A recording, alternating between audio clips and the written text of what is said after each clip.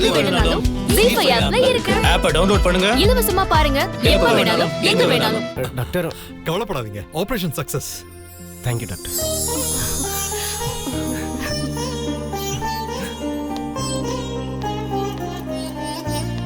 இத நாங்களே எதிர்பார்க்கல. அரை மணி நேரமா அவர் உயிரை காப்பாத்த நாங்க போராடிக்கிட்டு இருந்தோம். ஆபரேஷன் முடிச்சிட்டோம், ஆனாலும் எல்லாம் நெகட்டிவா காமிச்சுக்கிட்டு இருந்தது. எங்களால அவருக்கு என்ன பிரச்சனைன்னு கண்டுபிடிக்க முடியல. திடீர்னு பார்த்தா எல்லாம் நார்மல் ஆயிடுச்சு. இது எப்படி நடந்துச்சுன்னு எங்களுக்கு புரியல. வெண்மதியோட பிரார்த்தனை தான் அவனை காப்பாத்திருக்கு. நான் மட்டும் கரெக்டான டைம்ல பணம் கட்டாம இருந்திருந்தா கிறிஷோட உயிரை நாம காப்பாத்திருக்கவே முடியாதுல்ல.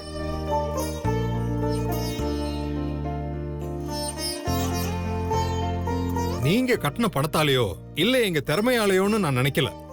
இது கடவுளோட அருளால தான் நடந்திருக்கு.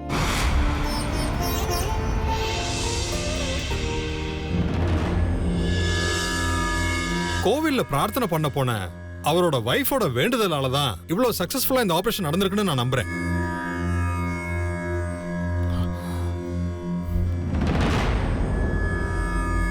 முதல்ல அவருக்கு நல்லபடியா ஆபரேஷன் முடிஞ்சிருச்சு, அவங்க ஹஸ்பண்ட் நல்லா இருக்காங்கன்னு அவங்களுக்கு சொல்லி அனுப்புங்க.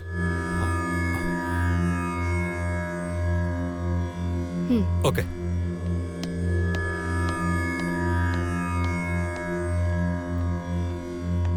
இப்போவாது புரிஞ்சுக்கோ, உன் பணத்தை வச்சு எல்லாத்தையும் சாதிக்க முடியாதுன்னு. ஏதோ ஜெயிச்ச மாதிரி ஓவரா துள்ளாத. அவன் கண்ணு முழிக்கட்டும், அப்புறம் இருக்குடா உனக்கு.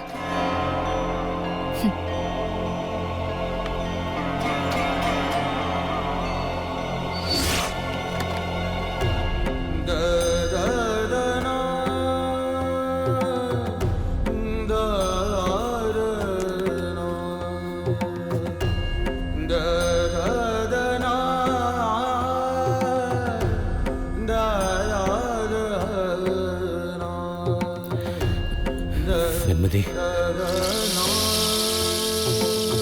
வெண்மதி, வெண்மதி,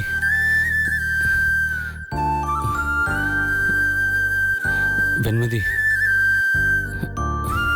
சார், ஏதாச்சும் வேணுமா சார்? வெண்மதிங்க. சார் இருங்க, உங்க வீட்ல எல்லாரும் வெளியில தான் வெயிட் பண்றாங்க. நான் போய் அவங்கள கூப்பிடுறேன் சார். வெண்மதி, வெண்மதி. சார் கண் முழிச்சிட்டாரு, யாரையோ பார்க்கணும்னு சொல்றாரு.